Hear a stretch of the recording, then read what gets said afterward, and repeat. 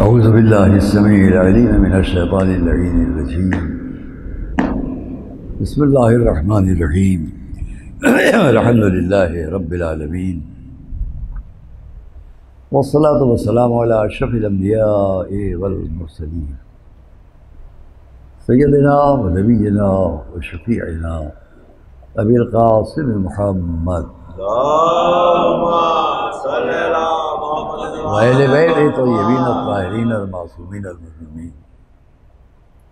ورحمۃ اللہ علی اعدائہم وقتلتہم مغاصب حقوقہم اجمعین من الاولین والآخرین اما بعد فقد قال اللہ سبحانہ فی کتابہ المبین وقولہ الحق بسم اللہ الرحمن الرحیم قل لا اسألکم علیہ اجرا الا المودۃ فی القربى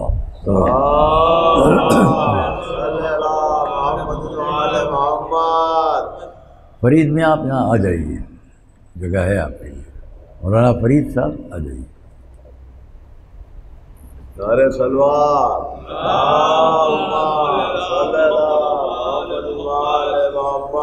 آپ یہاں آ جائیے، 5 آدمی ہیں نا، 4 آدمی ہیں، آپ 5۔ اب کا بعض لوگوں کو برا لگتا ہے کہ ہم کیا کریں، ہم اپنے قواعد اور قوانین کے خلاف نہیں جائیں گے جو ہیں۔ اب شروع میں ہم آپ سے ایک بات کہہ دیں، یہ جو 5 آدمی یا اور میں بار بار کہہ چکا، یہ عزاداری پر پابندی کی بات نہیں ہے۔ عزاداری کی پابندی کا تصور اس میں غلط ہے۔ اب یہ الگ بات ہے کہ حکومت، ایڈمنسٹریشن، لوگ، پولیس اس وبا کو روکنے کے لیے اپنے کیا کیا قانون بنا رہے ہیں اور اس پر کتنی سختی سے کہاں عمل کرا رہے ہیں۔ اس کا مقصد کسی بھی مذہب کے مذہبی امور میں مداخلت نہیں ہے۔ ہندو بھائیوں کے بھی سارے جلوس ہو کے جا رہے ہیں جو ان کے ہوتے ہیں، لیکن ہم کوئی تقابل نہیں کرتے۔ عزاداری ایک الگ، پہلے دن بھی میں نے کہا، اس کے بعد بھی کہا، عزاداری ایک ڈیمانسٹریشن، ایک احتجاج ظلم کے خلاف صدیوں سے ہے پوری دنیا میں۔ اس لیے ہم کو اسے اس نقطۂ نظر سے نہیں دیکھنا چاہیے، اس کو برا بھی نہیں ماننا چاہیے۔ صاحب دیکھیے، وہ وہاں تو اتنا مجمع اور یہاں وہ۔ میری ہمیشہ سے ایک زندگی ہے کہ غلطی کی مثال سے غلط کام نہیں کیا جا سکتا، بری بات سے بری بات کی مثال نہیں دی جا سکتی۔ وہ ہے تو یہ بھی جائز ہے، یہ نہیں ہے۔ برائی برائی، غلط غلط ہے، صحیح صحیح ہے۔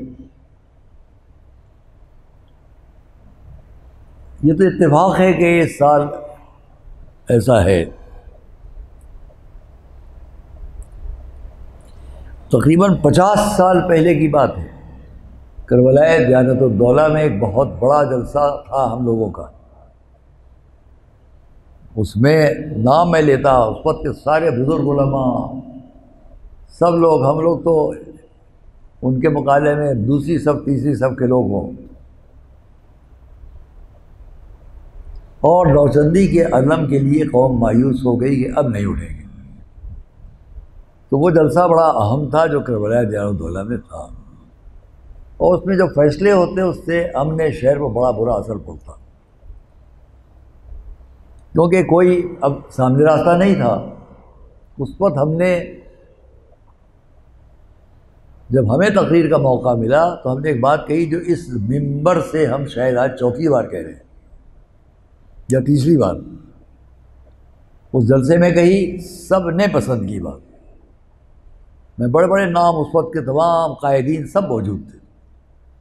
اس کے بعد حالات ایسے ہوئے کہ 7-8 سال کے بعد اس مدرسے میں کہا، اسی عشرے میں،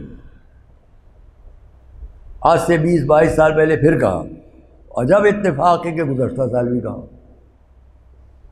یہ بات گزشتہ سال بھی کہی اور آج ہم پھر سے کہہ رہے ہیں یہاں۔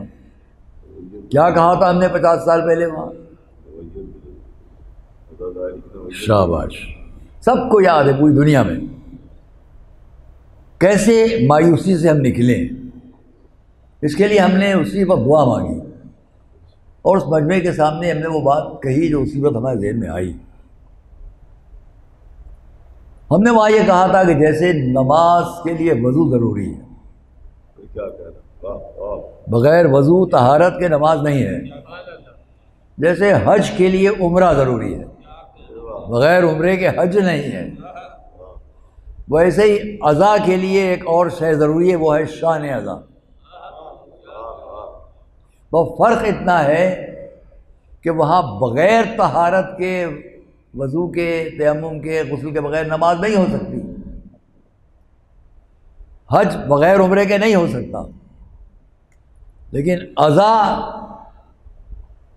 اور شان اذا، اس کا فرق سمجھیں آپ۔ میں اس لیے کہتا ہوں میری طرف دیکھیں، یہ بیچ میں لکھی ہے عزاداری، عزا، نام امام حسین، ماتم حسین، چاروں طرف لکھیے سبیل، سوز، سلام، مرثیہ، ماتم، آگ کا ماتم، زنجیر کا ماتم، یہ چاروں طرف لکھیے، یہ سب ہے شان اذا۔ تو میں نے کہا یہ شان اذا گھٹتی بڑھتی رہتی ہے۔ اس وقت میں نے مثال دی تھی کہ چھوٹی رانی صاحبہ کا تعزیہ اٹھتا تھا، اتنے ہاتھی، اتنے گھوڑے، اتنے اونٹ، اب نہیں اٹھتا۔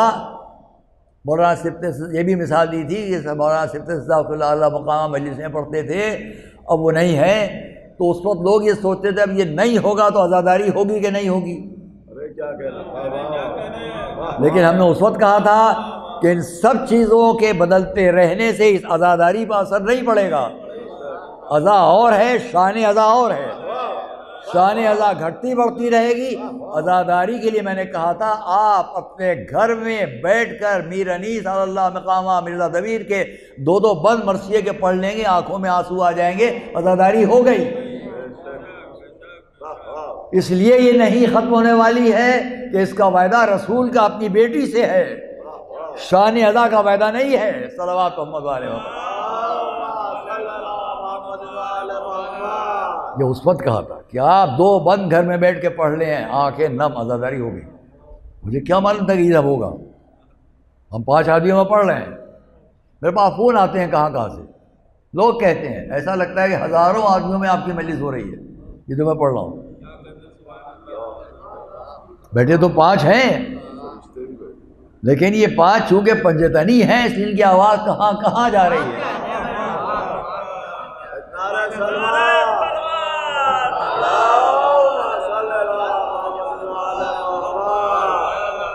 ہم پرسوں نرسوں ہم نے کہا تھا، آج پھر کہیں گے، آج کے اردو اخبارات میں سے میں نے بعض میں دیکھا جس پہ لکھا ہوا ہے کہ کل کی تاریخ، جو کل کا دن گزرا، اس کرونا کے مرض سے صحیح ہونے، ٹھیک ہونے والوں کی تعداد ہر دن سے زیادہ ہے۔ یہی سرخی ہے کہ سب دنوں سے زیادہ کل کی تاریخ میں لوگ ٹھیک ہوئے ہیں، اور سب دنوں سے کم کی تعداد میں کل متاثر ہوئے ہیں پوری دنیا میں۔ میں نے آپ سے 2-3 دن پہلے کہہ دیا تھا کہ چونکہ تذکرہ ہے اس کا جس کی خاک خاک شفا ہے، تو انشاءاللہ شفا ہوتی جائے گی۔ صلوات محمد علیہ وسلم۔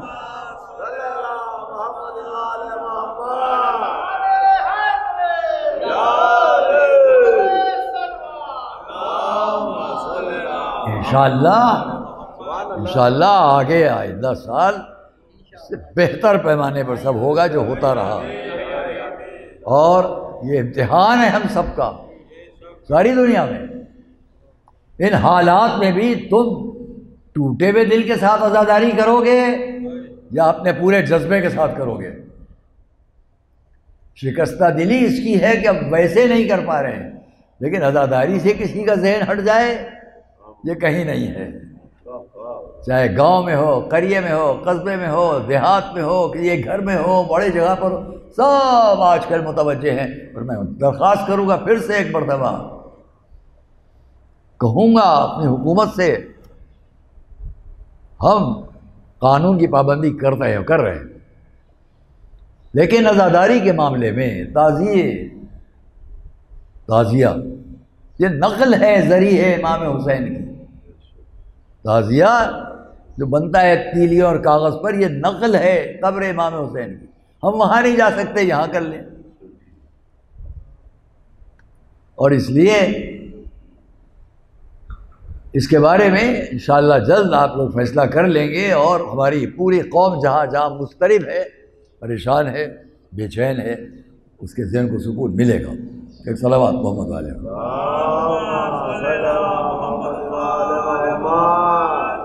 ہم آپ کے سامنے جس سے موضوع پنجتن اہل بیت، اہل بیت اور پنجتن کے موضوع 5 تن وجود، یہ ہماری زندگی ہے۔ پہلے دن سے ہم نے آپ سے کہا، اور اس وقت بھی کہہ رہے ہیں اور ہمیشہ کہتے ہیں،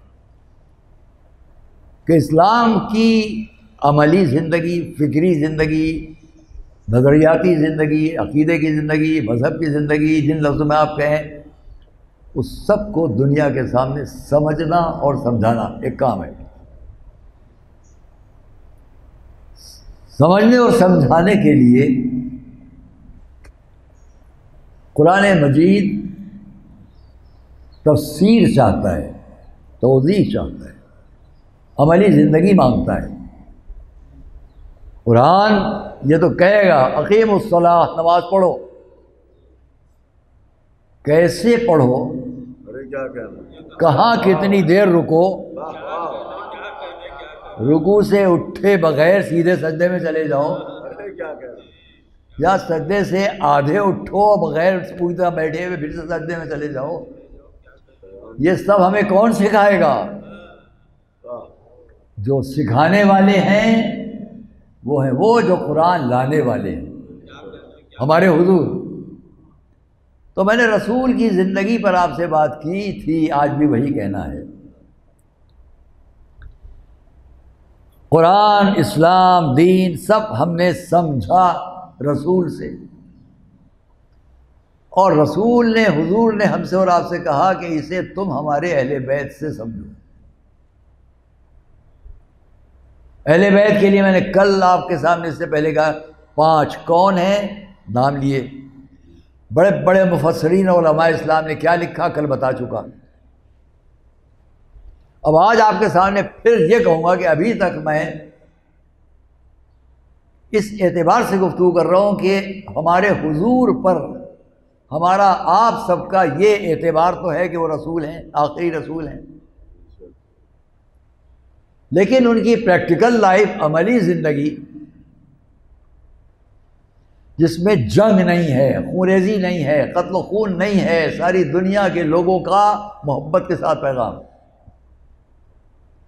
اس کو سمجھنے اور سمجھانے کے لیے ہمیں ان کے اہل بیت چاہیے، کیونکہ ان کی زندگی سے ہم سب سمجھ لیں گے کہ رسول کیا چاہتے تھے، کیا پیش کرتے تھے، کیسا سمجھاتے تھے۔ یہ بات تمام۔ ہم نے اس کے لیے حضور کے خانوادے کی بات کری، حضرت عبد المطلب، حضرت ابو طالب، حضرت جعفر، حضرت عقیل، حضرت جناب حضرت خدیجہ، حضرت فاطمہ بنت اسد، یہ سب۔ اب آج میں آپ سے یہ چاہتا ہوں کہ ذرا بات کو اور سمیٹ کر میں قریب آؤں۔ پنجتن کے چاروں طرف کون ہیں جن سے ہم کو یہ اعتبار ہو کہ خود پنجتن کیا سمجھانا چاہتے تھے، اس لیے کہ ماحول کیا تھا، اور اس ماحول میں جہاں ان کی زندگی گزر رہی تھی وہ ماحول کیا تھا۔ جب حضور کے جد اور اجداد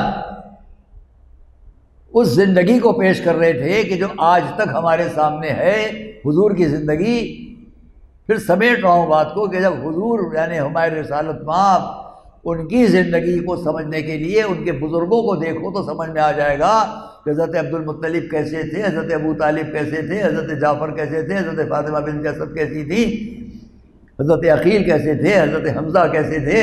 ان سے جب بات سمجھ میں آ جائے گی کہ یہ سب جب ایسے ہیں تو جو اس گھر میں تھے حضور اور جو خود اسلام لے کر آ رہے ہیں، قرآن لے کر آ رہے ہیں، وہ کیسے ہوں گے۔ ہم نے کل بھی آپ سے کہا کہ انہی کی زندگی پر سے بچپن سے لے کے اعلان نبوت تک کی پوری زندگی ہم کس سے سمجھیں؟ بچپن سے لے کے حضور کی کمسنی سے لے کے اعلان نبوت تک کی زندگی کو ان چاروں طرف کے لوگوں سے سمجھیں گے۔ حضرت عبد المطلب سے ہم سمجھیں گے کہ حضور کیا چاہتے تھے، حضرت فاطمہ بنت اسد سے ہم سمجھیں گے کہ حضور بچپنے میں کیسے تھے، جب کمسنی کے سارے واقعات سے لے کے 40 سال 43 سال کے سن تک کی ساری باتیں سمجھنا ہو تو کس سے سمجھے؟ یا ابو طالب بتائیں گے، یا حضرت عبد المطلب بتائیں گے، یا حضرت حمزہ بتائیں گے، حضرت جعفر بتائیں گے، حضرت عقیل بتائیں گے، جو بڑوں میں ہیں۔ اس وقت کی زندگی کے بارے میں کہ کمسنی سے بالکل آخر حیات تک حضور کی کتنی پاک پاکیزہ زندگی ہے، اسے ہم کس سے سمجھیں گے؟ جو بتانے والے تھے انہوں نے اتنا اچھا اتنا اچھا اتنا اچھا بتایا، اس کے بعد بھی ذہنوں کو پردے پڑ گئے۔ اس کے بعد بھی یعنی کیا کیا لکھا جانے لگا رسول کے بارے میں۔ اگر وہ نہ لکھتے تو پھر بتائیے کہ حضور کی زندگی کمسنی کی آپ کس سے سمجھتے؟ راہب سے کیا بات ہوئی، ابر نے کیسے سایہ کیا، نقش قدم کیسے ابھرا، زمین پر سے ریت اٹھائی تو کیسے صلہ بنی، یہ سب کون سمجھاتا؟ ابو جہل سمجھاتا، ابو لہب سمجھاتے۔ صلوات محمد علیہ محمد۔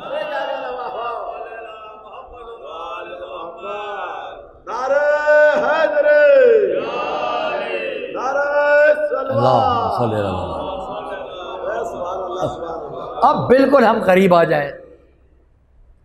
بنجتن پہلی فرد بعد رسول مولا علی،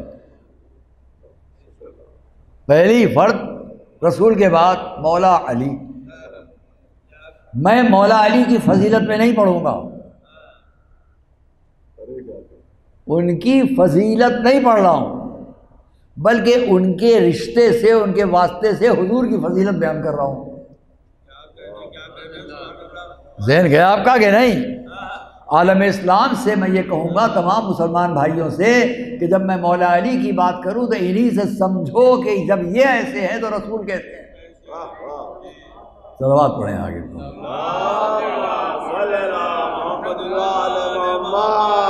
میں مثال دیتا ہوں، کہاں سے بات کروں، کہاں سے شروع کروں، کہاں لے جاؤں۔ دیکھیے، ایک بات میں آپ سے یہ پوچھنا چاہتا ہوں کہ مولا علی کی ولادت کہاں ہوئی؟ کم وقت میں بات کو سمیٹنا ہے۔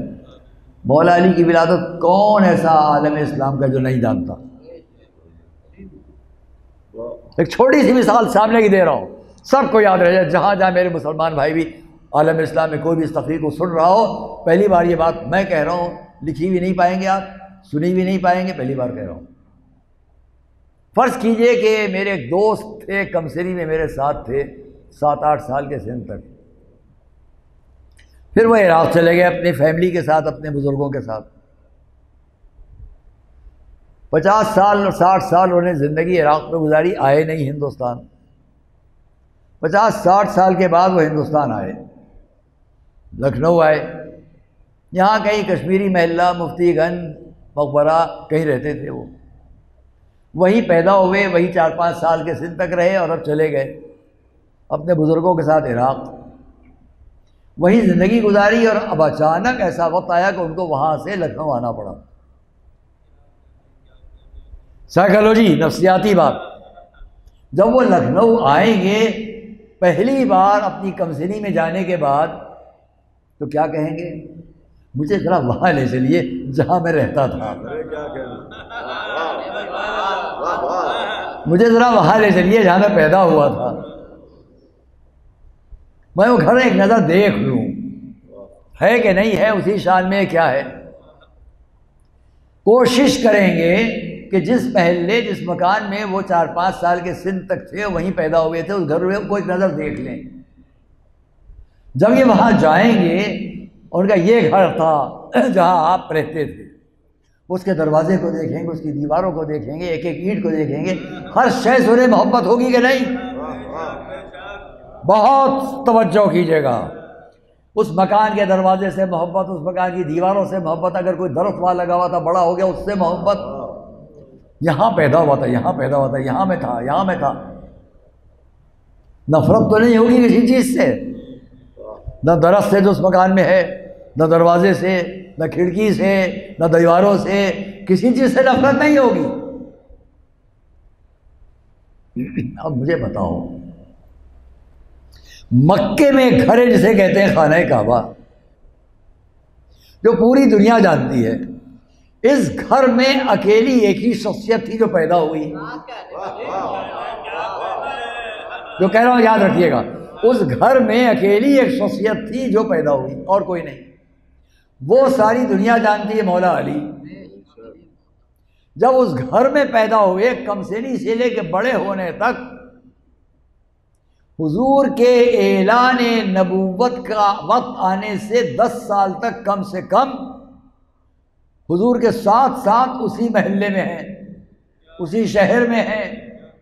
اب ہمارے حضور کے ساتھ ساتھ مولا علی کو اس گھر کی ہر شے سے محبت ہونا چاہیے. صلوات پڑھیے محمد و آل محمد پر.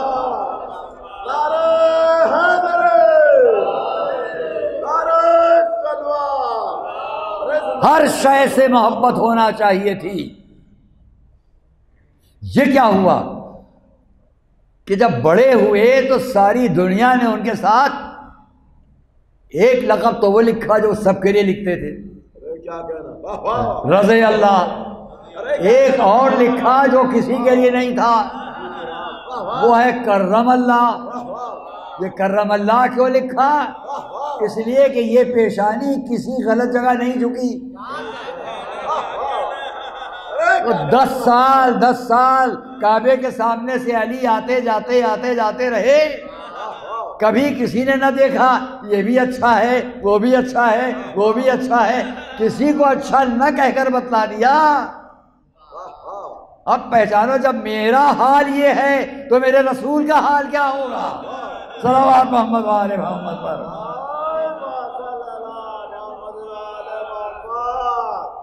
بلکہ جب وقت آیا تو ان سب کو ہٹا دیا. جب وقت آیا تو ان سب کو ہٹایا.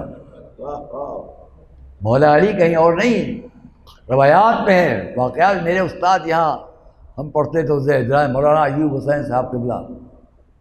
ایک موقع پر ہم نے ان سے کہا مولا کے بارے میں بتائیے. ہمارے استاد تھے، انہوں نے کچھ لکھ کے دیا. بعد میں نے اس کو دیکھا، یہ واقعہ ایک کتاب بہت مشہور ہے الصراط السوی فی احوال المہدی، اس کے اندر یہ موجود ہے. لیکن انہوں نے مجھے لکھا، میں طالب علم تھا ان کا، پڑھتا تھا یہاں اسی مدرسہ نازمیہ میں، اور ان کے ساتھ کے ساتھی لوگ وہ تھے جنہوں نے ہمیں پڑوسی ملک میں جا کر آباد رہے، وہیں سے آئے تھے پڑھنے. آج بڑے بڑے مدرسے وہاں کے جو ہیں انہی کے بنائے ہوئے ہیں، یعنی اس مدرسے کے شاگردوں کے. یہ ہم بات پھر کبھی کریں گے.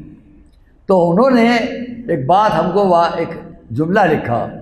دیکھو مولا علی کی ولادت کے لیے روایت کا فقرہ یہ ہے، ولد علی فی جوف الکعبہ. میں نے گزشتہ سال شاید یا اور کہیں کہا ہو، مسئلہ بتائیے، آپ سب جہاں جائیں جو میری آواز سن رہے ہو، فتویٰ مسئلہ بتائیے. آپ خانہ کعبہ کے اندر گئے، علماء سے پوچھتا ہوں، دروازہ کھلا، اندر گئے آپ، اب وہاں آپ کو نماز پڑھنا ہے، کعبے کے باہر نہیں. بلا تجویز یہ کعبہ ہے، آپ یہاں کھڑے یہاں کہیں بھی کھڑے ہو جائیں نماز پڑھنے ادھر کر کے. لیکن جب کعبے کے اندر آپ ہیں تو اب آپ کو نماز پڑھنا ہے تو آپ کدھر رخ کر کے پڑھیں؟ فتویٰ کیا ہے؟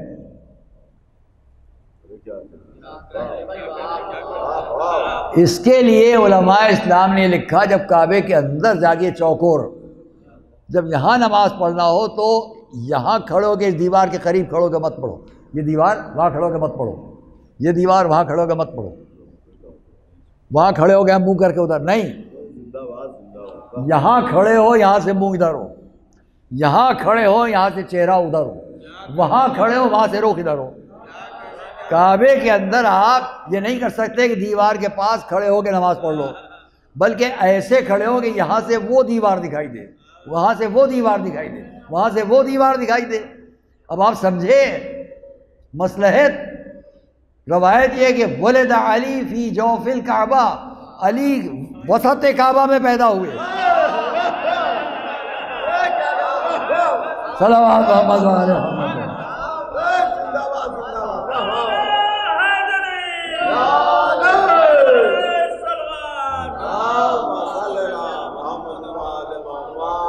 تو ہمیں یہ کہنا ہے کہ جب مولا علی کیا یہ بھی میں نے بہت پہلے کبھی پڑھا ہے، کسی اور موضوع کے تحت پڑھا، آج میں اس موضوع کے ساتھ بیان کر دوں۔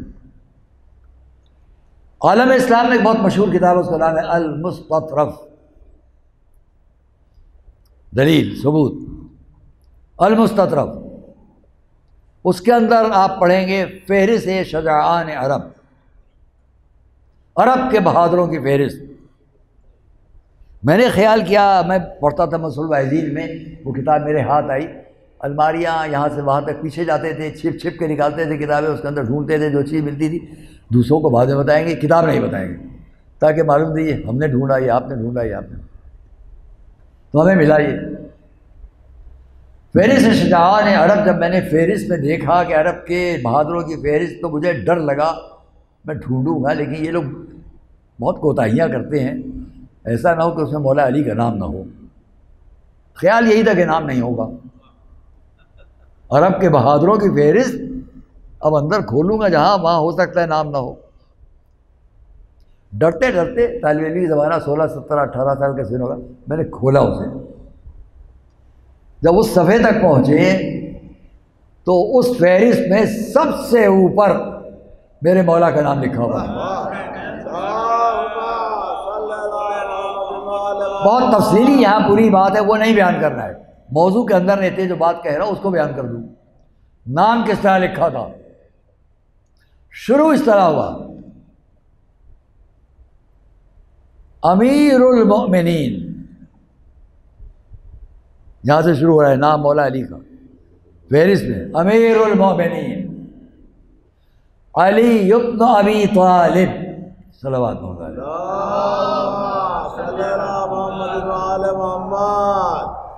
امیر المؤمنین علی ابن ابی طالب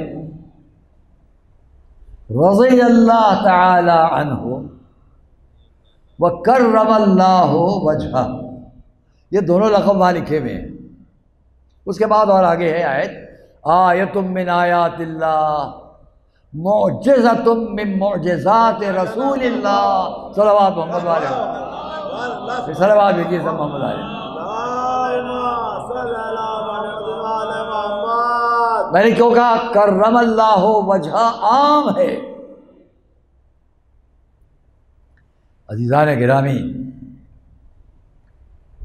مورخین نے لکھا ابرہہ کے واقعے کے بعد جب تک کہ سن ہجرت طے نہیں ہوا، عام الفیل کہلاتا تھا وہ دور، ہاتھیوں والا سال کیلنڈر، اس میں 30 عام الفیل، ابرہہ کے عذاب نازل ہونے کے 30 سال کے بعد مولا علی کی ولادت ہے، اور 40 اسی سال جب ابرہہ پر عذاب آیا میرے حضور کی ولادت ہے۔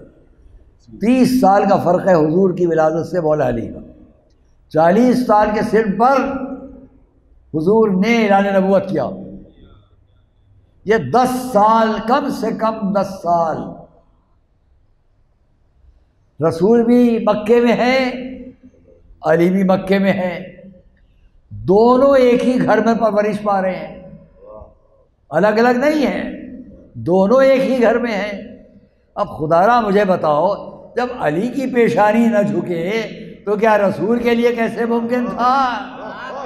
علی سے رسول کو پہچانو، صلوات محمد والے محمد پر۔ اور اس لیے جب رسول کا حکم ملا فاصدع بما تؤمر، اب آپ پہنچائیے جو باتیں آپ کو پہنچانا ہے، زحمت تمام کیجیے، اپنی زحمت اب آپ اٹھائیے کہ اپنی رسالت میں نبوت کو پہنچائے۔ اور اس کے بعد حکم ملا وانذر عشیرتک الاقربین۔ تو مسلمانوں نے یہاں پر بہت سے علماء اسلام نے لکھا کہ ہاں صاحب، جب وہ وقت آیا کہ رسول نے دعوت ذوالعشیرہ کی اور لوگوں کو بلایا، دعوت دی، میں اللہ کا پیغام لے کے آیا ہوں، جو اس میں میرا ساتھ دے گا وہ ایسا ہوگا، ایسا ہوگا، ایسا ہوگا۔ 3 دن تک لوگوں کو بلایا، 3 دن تک دعوت دی، کھانا کیا سب کے لیے۔ اس میں بھی لوگوں نے مذاق اڑایا کہ 1 پائے گوسفند، 3 کلو آٹے کی روٹی، اور یہ دسترخوان جس پر 40 آدمی، 40 آدمی اور خالی اتنا سا کھانا۔ تو لوگوں نے مذاق بھی اڑانا شروع کیا، لیکن وہ یہ نہیں جانتے تھے کہ اس کا اہتمام کس کے حوالے ہوا۔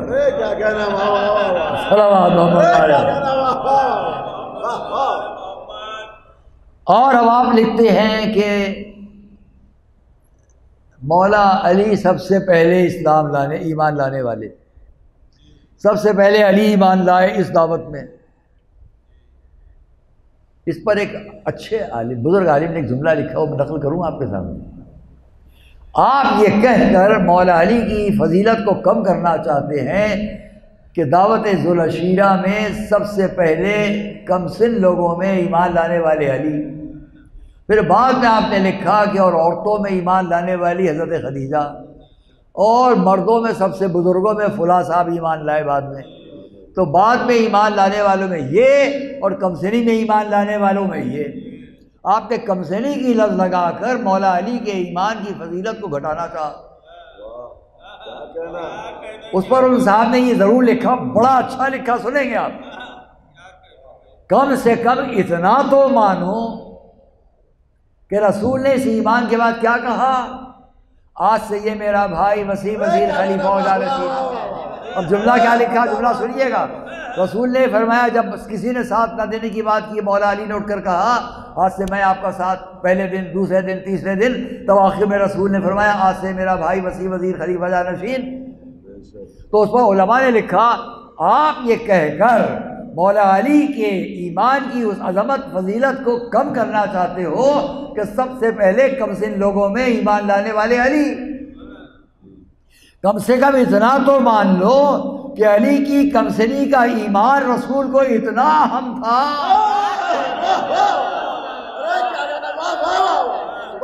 اور دوسرا فقرہ بھی سن لیں جو بڑا اچھا ہے، کوئی بھی رسول کا ساتھی ایسا نہیں ہے جس نے 40 سال سے سن سے پہلے اسلام قبول کیا ہو۔ تو لکھنے والے نے اچھا لکھا کہ کم سے کم یہی مانو کہ جو علی نے 10 سال کے سن پر فیصلہ کیا وہ دوسروں کو 40 سال کے سن پر۔ صلوات محمد و آل محمد پر۔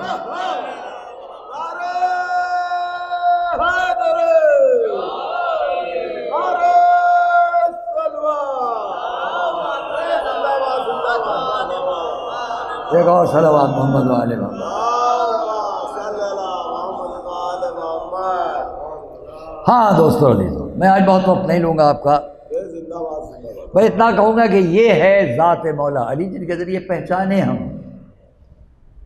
اور پھر یہ ایمان پہلے لائے کہ ایمان بعد میں لائے، جس کی کمسنی سے آپ 10 سال سے مان رہے ہیں کہ کبھی کسی جگہ غلط جگہ سر نہیں جھکا، کرم اللہ وجہ تو آپ لکھ رہے ہیں، اور پھر بھی کہ اب ایمان لائے۔ میں یہ کہا کرتا ہوں کہ جو علی کے ایمان پر ایمان نہ رکھے وہ کہاں سے ایمان اس کا ہو؟ کم ایمان لائے۔ اور پھر دلیل دیتا ہوں، میں کئی بار کہا اس کو یہاں بھی دہرا دوں، رسول نے کیا حکم دیا؟ یا علی ان 40 لوگوں کو بلا لو۔ اس میں حضرت ابو طالب بھی ہیں۔ 2 مذاق یہاں اڑائے گئے ان 40 کے مجمع میں، اتنا سا کھانا، اتنے لوگ۔ دوسرا حضرت ابو طالب سے، لو آج سے تم کو تمہارے بیٹے کی اطاعت کا حکم۔ کہیں یہ دکھا دیجئے کہ حضرت ابو طالب نے پلٹ کے جواب دیا ہو۔ ان کی مسکرا کر خاموشی بتا رہی ہے کہ تم ٹھیک کہہ رہے ہو۔ کیا کہنا، اس کے علاوہ اس 40 سال کے سن پر تو اعلان ہو رہا ہے، اب 10 سال کے سن سے، اس سے 10 سال پہلے سے علی ساتھ میں ہے، کمسنی سے ایک ہی گھر میں ہیں، جہاں رسول ہے وہاں علی ہے، جہاں علی ہے وہاں رسول ہے، کیونکہ دونوں ابو طالب کے گھر میں ہیں، دونوں حضرت ابو طالب کے گھر میں ہیں، انہی کی پرورش ہے، انہی کی سرپرستی ہے۔ اب جب رسول نے فرمایا اے علی جاؤ 40 آدمیوں کی فہرست ہے، ان کو بلوا لو اور ان کے لیے کھانے کا انتظام کر لو، کیا کھانے کا انتظام کیا جائے یہ انتظام کر لو۔ آپ سب غور کریں کہ مولا علی، بعض روایات 13 سال کا سن، بعض روایات 10 سال، ہم 10 سال مانتے ہیں۔ مولا علی نے ایک پائے گوسفند، ایک رات بس، اور 3.25 سیر کلو آٹے کی روٹی،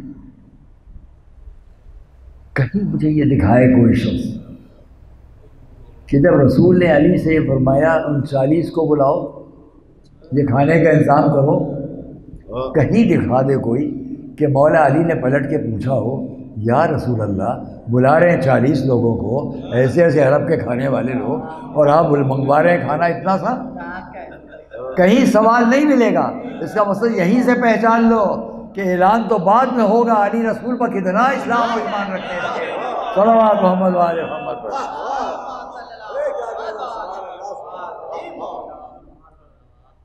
اور یہ ہے ذات علی رسول کے ساتھ پہلی دعوت ذوالعشیرہ، اس کے وقت اس وقت سے لے کے پھر آگے کی پوری زندگی، کیا زندگی کیا زندگی کیا زندگی ہے، جہاں علی ہے اور رسول ہے، رسول ہے اور علی ہے۔ اور ہم اس لیے مجالس میں جب ذکر کرتے ہیں اہل بیت کا تو بہت سے لوگ کہتے ہیں کہ بڑھا دیا،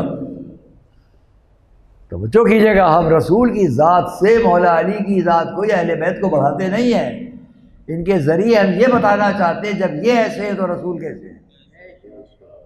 لہذا کوئی یہ نہ کہے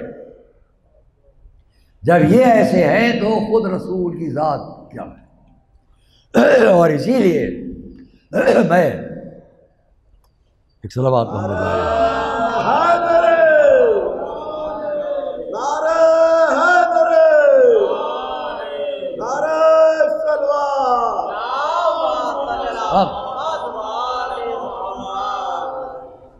تمام مواقع پر یہ ذہن لوگوں کا ہوگا، کیونکہ یہاں بڑھانے گھٹانے کی بات نہیں، سمجھنے سمجھانے کی بات ہے۔ جب حضور نے خود فرما دیا کہ میں ان سے ہوں، یہ مجھ سے ہیں، تو اب گھٹانے بڑھانے کی بات ہی ختم ہے۔ ہمیں رسول کو ان سے پہچانوانا اور ان سے رسول کو پہچاننا۔ اور دعوت ذوالعشیرہ سے پہلے کون سا ایسا موقع ہے کہ جہاں پر رسول کی ذات سے نہ پہچانے جائے؟ خمار بارہ بکری کا ایک شعر ہمیں یاد آتا ہے، اور وہ جس کو انہوں نے اس بات کو کہ علی کیا ہے، محمد شناسی، ماشاء اللہ، محمد شناسی نہیں کھیل یارو، محمد کو یوں تو سبھی جانتے ہیں۔ میں ان کے 6-7 اور کل جو مطلب دن آ رہا ہے پڑھنے جایا کرتا تھا، آپ لوگ یاد ہوگا یہاں کے پڑھتے تھے آج کی تاریخ۔ اور ایک بطور نے اسی ممبر سے اعلان کیا تھا کہ اس ممبر کے طفیل انہوں نے باتیں ترک کر دی اور ہاتھ نہیں لگایا، قریب بھی نہیں گئے، کہ ان کی عظمت تھی۔ یہاں سے کہا، اس ممبر سے ریکارڈ ہے ان کا، محمد شناسی نہیں کھیل یارو، محمد کو یوں تو سبھی جانتے ہیں، علی کیا ہے یہ جانتے ہیں، محمد ہے کیا یہ علی جانتے ہیں۔ صلوات صلوات محمد والے۔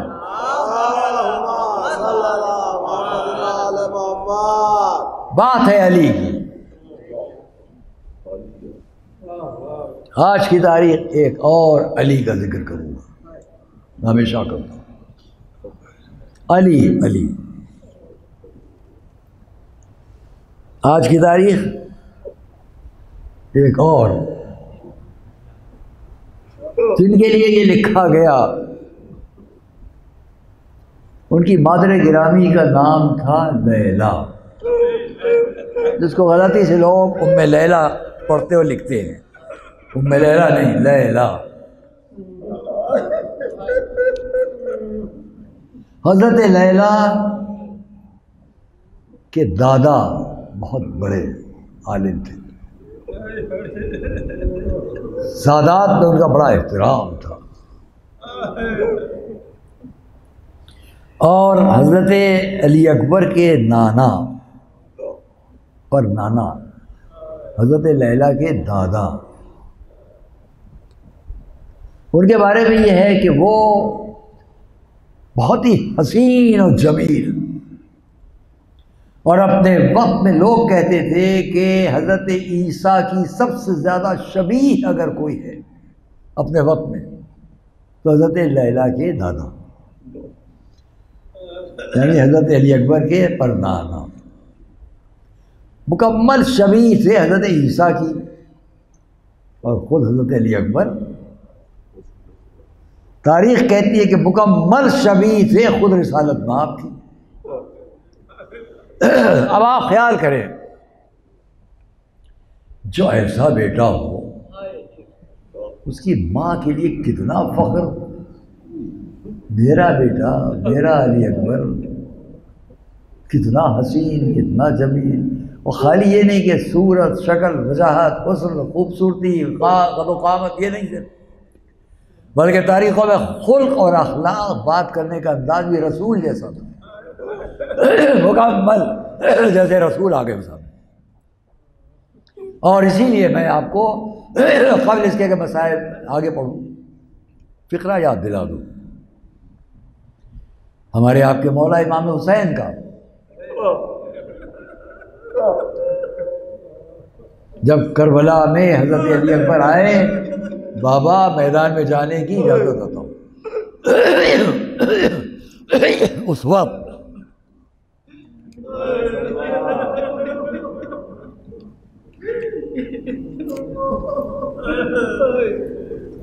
جب آئے حضرت علی اکبر اجازت لے لے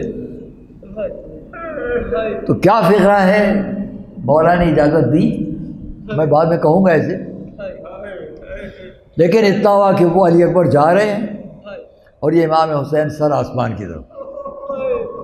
فقرہ کہ اللہم اشہد علی ہؤلاء القوم، پالنے والے اس قوم پر تو گواہ رہنا جس کی طرف میں اپنے اس بیٹے کو بھیج رہا ہوں، جو صورت میں، سیرت میں، بولنے میں، اخلاق پہ بالکل تیرے رسول جیسا تھا، تیرے رسول جیسا تھا۔ اے میرے رب، جب میں چاہتا تھا کہ میں اپنے رسول کی زیارت کر لوں تو میں اپنے فرزند کو دیکھ لوں،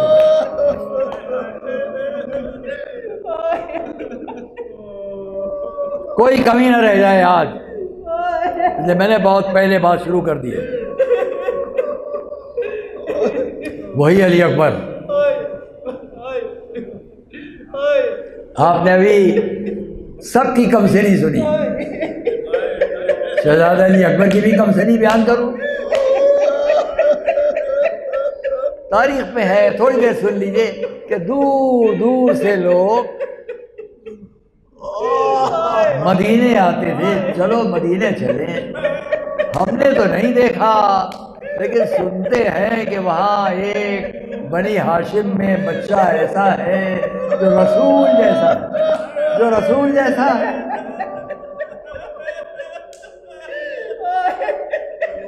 اسی میں ایک واقعہ، بس ایک صحرائی عرب آیا، مدینے آیا، تھوڑا سنے، مدینے آیا اور اس نے آ کر امام حسین کی خدمت میں پہنچا، لوگ بیٹھے ہیں ملنے والے، وہ ادب سے سامنے کھڑا ہے، امام نے نظر اٹھائی، اے بھائی تم کیا چاہتے ہو؟ کہ آقا بہت دور سے آیا ہوں۔ کیوں آئے ہو؟ کہ آپ کے فرزند کے حسن و جمال کے تذکرے سنے ہیں، چاہتا ہوں ان کو میں دیکھ لوں۔ یہاں مورخین نے لکھا کہ جب ایسا وقت آتا تھا تو گھر کے اندر حضرت لیلا علی اکبر کو سجاتی تھی، سجاتی تھی، لباس آراستہ کرتی تھی۔ میرے بیٹے کو باہر بلایا گیا، باہر سے لوگ اسے دیکھنے آئے۔ آپ سمجھ سکتے ہیں ماں کا دل کیا چاہے گا، یوں ہی تھوڑی بھیج دے گی۔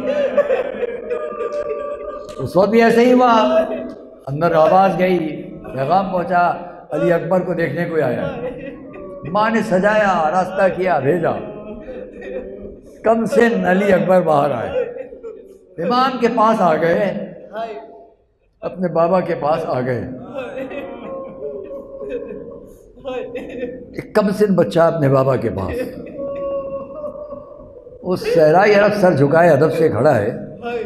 امام نے فرمایا لے بھائی اپنی تمنا پوری کر لے، تو آیا تھا لے دیکھ لے۔ اس نے ادب سے سر جھکائے کھڑا تھا، سر اٹھایا، نظریں بلند کی، تاریخ میں جیسے ہی حضرت علی اکبر پر نظر پڑی اس کا لرزہ کانپا، غش کھا کے گر پڑا، غش کھا کے گر پڑا. جب ہوش پہ آیا دوڑ کر امام کے قدموں سے لپٹ گیا. آقا دعا کر دیجئے کہ اللہ مجھ کو بھی ایک ایسا فرزند دے دے. میرے آقا دعا کر دیجئے اللہ مجھ کو بھی ایک ایسا بیٹا دے. امام نے کیا فرمایا؟ بھائی دعا تو کر دوں لیکن پہلے ایک میری بھی بات ہے، سنے گا؟ کہا مولا بتلائیں. فرمایا اے بھائی اگر اللہ تجھ کو ایک ایسا بیٹا دے اور اس کے پیروں میں کانٹا چبھ جائے تو برداشت کرے گا؟ کہا آقا اس کے پیر میں نہ چبھے، میری آنکھ میں چبھ جائے برداشت کروں گا. کہا پھر بھائی تمنا ایسے بچے کی نہ کر، میرا یہ بیٹا تیروں سے تلواروں سے شہید ہونے کے لیے ہے.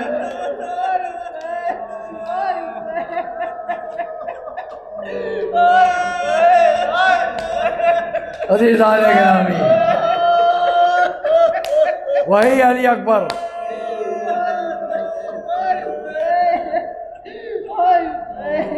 میدان کربلا ایک ایک کا لاشا لایا گیا. یہ صحابی، یہ حبیب، یہ مسلم. اب علی اکبر آئے. بابا فرمایا بیٹا جا رہے ہو پہلے اس ماں سے رخصت ہو لو اور اس پھوپھی سے رخصت ہو لو جن کا تم پر بڑا حق ہے. خیمے تک آئے. ایک ایک بیوی سے میں وقت نہیں ہے، اتنی صلاحیت استعداد اس وقت نہیں ہے، کیفیت نہیں ہے. ہاں اتنا دیکھا میں نے کہ جب خیمے سے باہر آ کر گھوڑے پر بیٹھ گئے تو خیموں کے بیچ میں خیام اہل حرم، ان کے بیچ میں یہ خیمے. بیویاں ایک طرح خیمے سے باہر بھی ہے، خیموں کے اندر بھی ہے. علی اکبر گھوڑے پر بیٹھے، چاروں طرف خیمے سے نکلی بیویاں ایک طرح خیموں کے اندر بھی ہیں. لیکن راوی نے لکھا کہ ہر شخصیت کی نظر در خیمہ پر ہے. جیسے کسی کا انتظار ہے کوئی آ جائے تو علی اکبر جائے. زینب کھڑی ہیں، سکینہ کھڑی ہیں، سب کے سب شہزادیاں، اور علی اکبر، میں اسی میں بات ختم کر دوں گا. علی اکبر بار بار پلٹ کر در خیمہ کو دیکھ رہے ہیں. اتنے میں خیمے کے در کا پردہ ہٹا. ایک بیوی نے خیمے کے پردے کے پاس اپنے جوان کو دیکھا، بیٹے نے ماں کو دیکھا، ماں نے بیٹے کو دیکھا. علی اکبر نے آواز دی اماں خدا حافظ. لیلا نے وہیں سے جواب دیا جاؤ بیٹا جاؤ، خدا حافظ.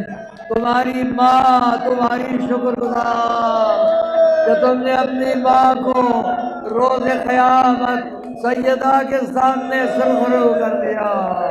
علی اکبر کا گھوڑا پڑا، لیلا زمین پر بیٹھ گئی، خیمے کا فرش ہٹایا، ریت اٹھائی، سر کے بالوں میں ڈالنا شروع کی. اے وہ جس نے یعقوب کو یوسف کی طرف پلٹایا، جس نے اسرائیل کو ہاجرہ کی طرف پلٹایا. رد علیہ ولدی، ایک دفعہ میرے بیٹے کو واپس کر دے. ہاں علی اکبر ایک دفعہ آئے، پھر گئے. اب جو گئے تو نہیں آئے، پھر آواز آئی بابا آخری سلام. حسین مقتل کی طرف گئے. ایک جوان ایڑیاں رگڑ رہا ہے، سر کو زانو پر رکھا، ابلتے ہوئے خون کو امامے میں پوچھا. آواز آئی صبرن لکا یا حسین، اے حسین تم کو اللہ صبر عطا کرے، تمہیں اللہ صبر عطا کرے.